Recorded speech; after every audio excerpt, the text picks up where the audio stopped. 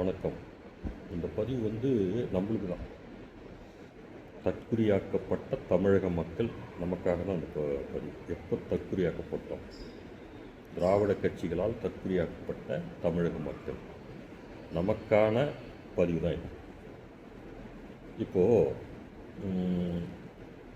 ஆந்திரா வேணாம்னு சொன்ன கூடங்குளம், கர்நாடகா வேணாம்னு சொன்ன கூடங்குளம், கேரளா வேணாம்னு சொன்ன கூடங்குளம், அது எப்படி தமிழ்நாட்டுக்கு வந்தது? ஏன் வந்தது? அவ்வளோ ஆபத்தான திட்டம். சொன்ன பிள்ளை என்ன நடந்ததுன்னு எல்லாருக்கும் தெரியும். அது தெரியலனா கூட கூகுளில் தட்டி பார்த்து தெரிஞ்சுக்கலாம். அப்படி இருந்து அந்த திட்டத்தை அணு உலைய எப்படி நம்ம தமிழ்நாட்டுக்கு வந்தது?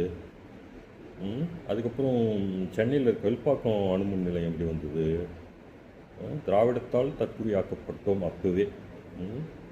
இப்போ கூடங்குளம் ஆரம்பித்தது 1998, முடிச்சது 2007. அப்போது 2007 உச்சபட்சமான போராட்டம் நடக்குது கூடங்குளத்தில். பெரிய போராட்டம்.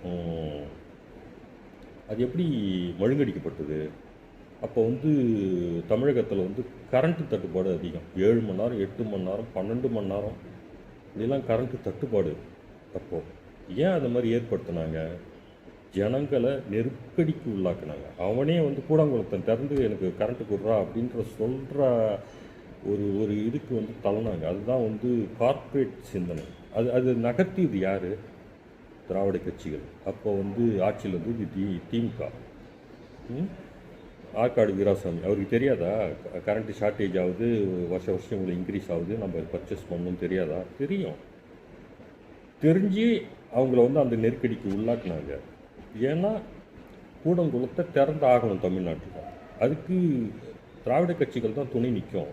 கார்ப்பரேட் அரசியலுக்கு தான் திராவிட கட்சி துணை நிற்கும். அழிவு சக்திக்கு தான் திராவிட கட்சிகள் துணை நிற்கும். மண்ணின் மைந்தர்களை பற்றிலாம் சிந்திக்கலை. நீங்கள் திறக்கிறதுக்கு என்னென்ன பண்ணணுமோ அவ்வளோ அயோக்கியத்தனமும் பண்ணீங்க. கரண்ட்டு தட்டுப்பாடு வேணும்ட்டு செயற்கையாகவே உருவாக்குனீங்க. இப்போ அம்மா வந்தால் 1 மாதத்தில் கரண்ட்டு சரியாயிடுச்சு. எப்படி சரியாயிடுச்சு? இதுதான் திட்டமிட்ட சரி. திராவிட அரசியல் நம்மளை அப்பயே தற்குறி ஆக்கிடுச்சு. கூடங்குளம் வந்துருச்சு. இப்போது 4th 5th ரியாக்டர் வந்துருச்சு. இப்போ 5th 6th ரியாக்டர் வரப்போகுது. அது வெடிச்சதுன்னா என்ன ஆகும்?